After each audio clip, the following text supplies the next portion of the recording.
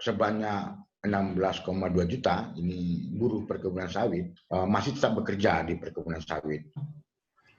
Masih banyak sebenarnya buruh yang tidak dilengkapi dengan alat pelindung diri APD yang memadai untuk pencegahan COVID-19.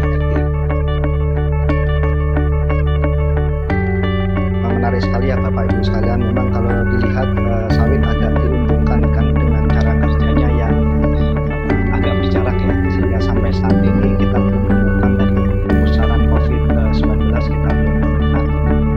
Bagus juga sebenarnya Pak cerita ini kalau kita bisa mengenali kenapa di sawit COVID kok tidak ada pusaran apa itu. Bapak Ibu sekalian, lanjut aja ya dulu ya, kita ke mana, ke Bang Herwin Nasution. Silakan Bang Herwin Nasution dari Serbundo. Terima kasih Pak Rambo. Saya juga mengucapkan terima kasih kepada teman-teman Sawit Watch yang telah membuat acara ini bisa berjalan baik seperti ini. Akhirnya kita bisa bertemu, berdiskusi dalam situasi pandemi COVID-19 ini.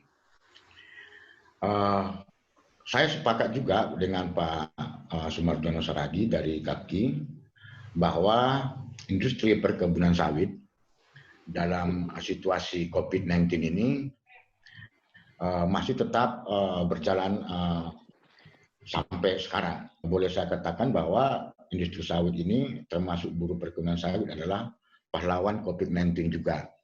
Juga sebelumnya adalah pahlawan devisa karena industri perkebunan sawit memberikan devisa yang paling terbesar di Indonesia. Memang benar sebanyak 16,2 juta ini buruh perkebunan sawit sesuai dengan data Bappenas tahun 2018 masih tetap bekerja di perkebunan sawit. Walaupun data ini berbeda-beda, Sawit Watch juga Serbundo ada lebih tinggi data jumlah buruh perkebunan sawit yang bekerja di Indonesia. Tetapi saya mengatakan bahwa masih banyak sebenarnya buruh yang tidak dilengkapi dengan alat pelindung diri APD yang memadai untuk pencegahan COVID-19. Fakta di lapangan, tidak semua perusahaan memberikan APD tersebut. Juga ada banyak alasan dari pihak manajemen kenapa tidak memberikan APD, karena harganya cukup mahal. Akhirnya sebagian besar itu tidak memberikan. Perusahaan perkebunan sawit tadi sudah ada protokol, tetapi fakta di lapangan ketika kita mencoba bipartit dengan pihak manajemen perusahaan, pada umumnya mereka tidak mempunyai mekanisme. Kita mengatakan protokol itu adalah mekanisme pencegahan dan perlindungan terhadap buruh dan keluarganya. Sebagian besar pihak perusahaan tidak mempunyai itu.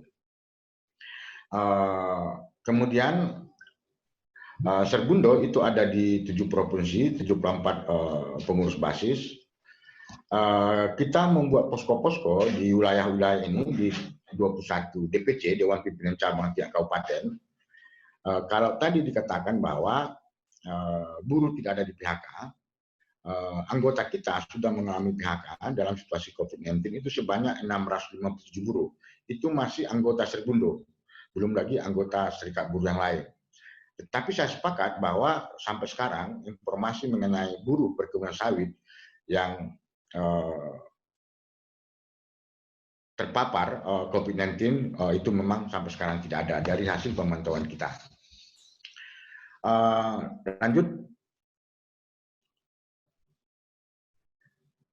Lanjut ke nomor 2 ya. Kondisi kerja buruh perkebunan sawit di tengah-tengah wabah COVID-19. Saya tidak bisa pungkiri bahwa ada perusahaan yang mempunyai mekanisme dan sistem dalam melakukan pencegahan terhadap penyebaran COVID-19 di perkebunan kelapa sawit.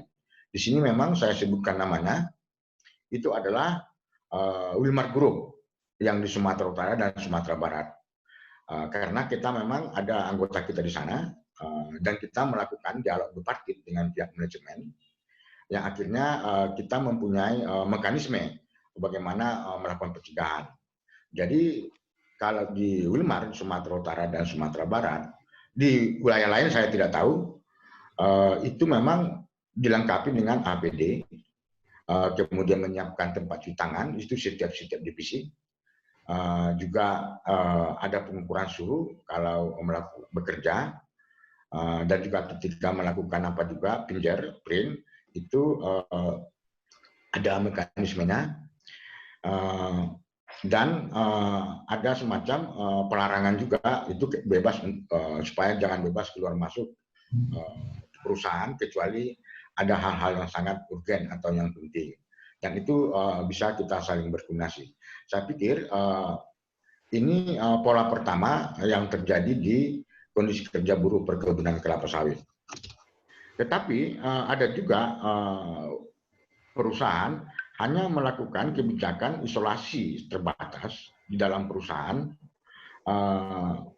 untuk melakukan pelarangan terhadap buruh dan staf untuk keluar masuk ke perkebunan tanpa kepentingan yang mendesak. Tetapi perusahaan ini tidak memberikan fasilitas berupa APD, juga pemeriksaan suhu tubuh, tempat cuci tangan, penyemprotan disinfektan, dan juga informasi tentang wabah COVID-19. Ini adalah pola yang kedua yang bekerja dalam situasi COVID-19 di industri perkebunan sawit. Ketiga, itu ada perusahaan yang tidak ada mekanisme dan sistemnya, hanya membiarkan begitu saja terhadap buruh yang bekerja di perkebunan kelapa sawit. Bahkan ada perusahaan seperti di PT London Sumatera Indonesia, itu terjadi Sumatera Selatan, Kalimantan Timur, dan juga di Sumatera Utara, justru melakukan PHK terhadap buruhnya. Itu sudah 559 buruh anggota Seribunan di PHK, belum lagi serikat buruh yang lain. Bahkan melakukan PHK terhadap pengurus kita. Itu kita asumsikan melakukan membasting terhadap pengurus Serbundo di tingkat basis. Respon Serbundo terhadap COVID-19, kita sangat mengharapkan dialog sosial.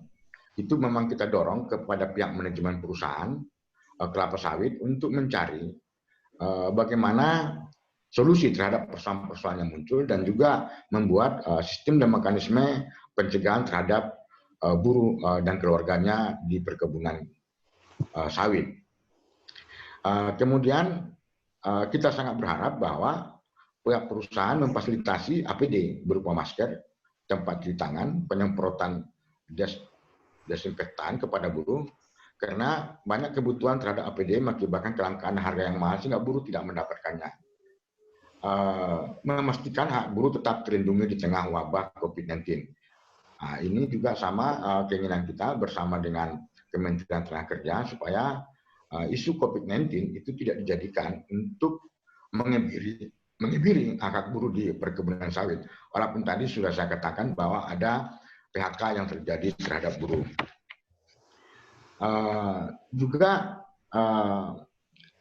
surat edaran dari Kementerian Tenaga Kerja menyangkut tentang THR itu merupakan kewajiban yang harus diberikan oleh pihak manajemen, tetapi banyak perusahaan dalam isu COVID-19 justru menjadikan itu bagian dari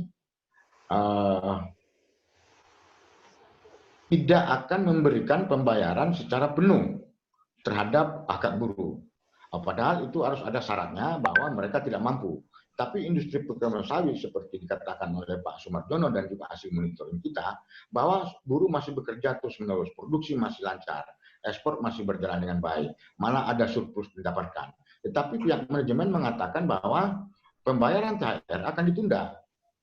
Bahkan ada yang meminta penundaan itu 8 kali untuk pembayaran THR. Itu tanpa ada diskusi dengan serikat buruh. Tiba-tiba mereka melakukan pengumuman akan menunda pembayaran THR.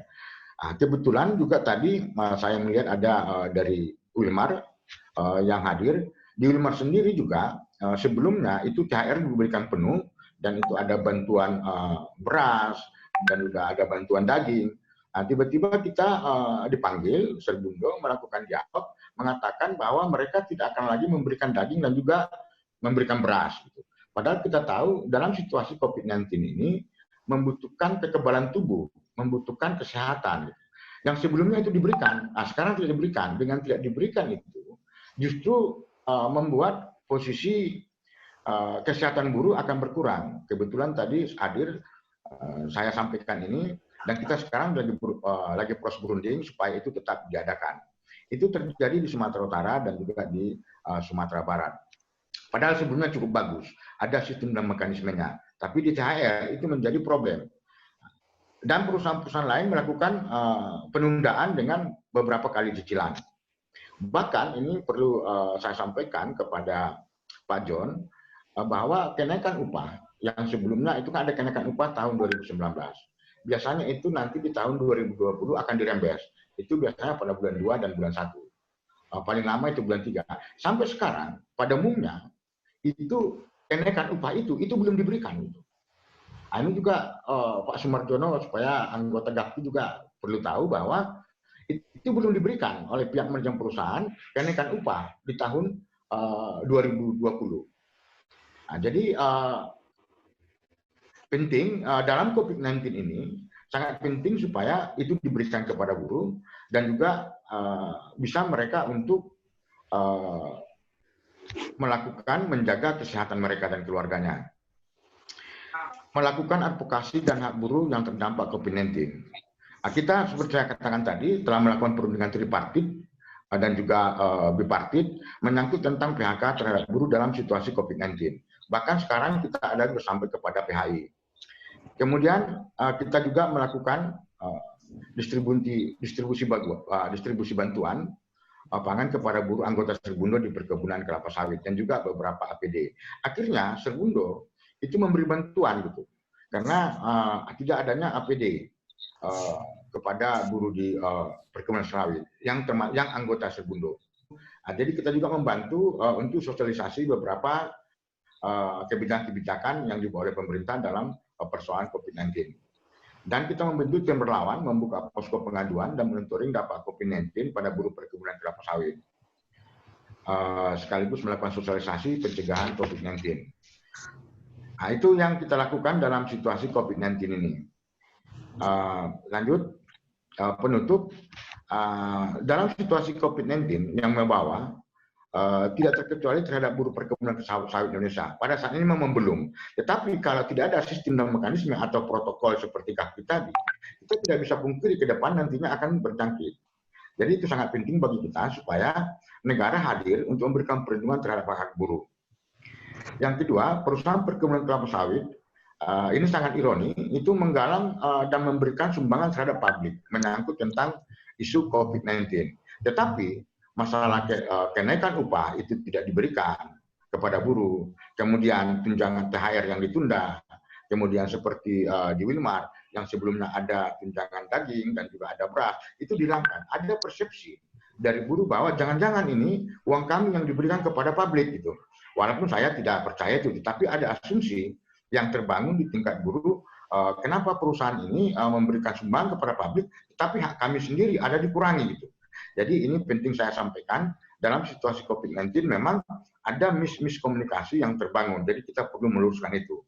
Juga dalam situasi COVID-19 ini, perusahaan, buyer, dan bank selama ini, itu cukup mendapat keuntungan yang besar. Sudah seharusnya dalam industri perkebunan sawit, bertanggung jawab untuk memberi bantuan, perlindungan terhadap hak buruh dalam bencana COVID-19 ini.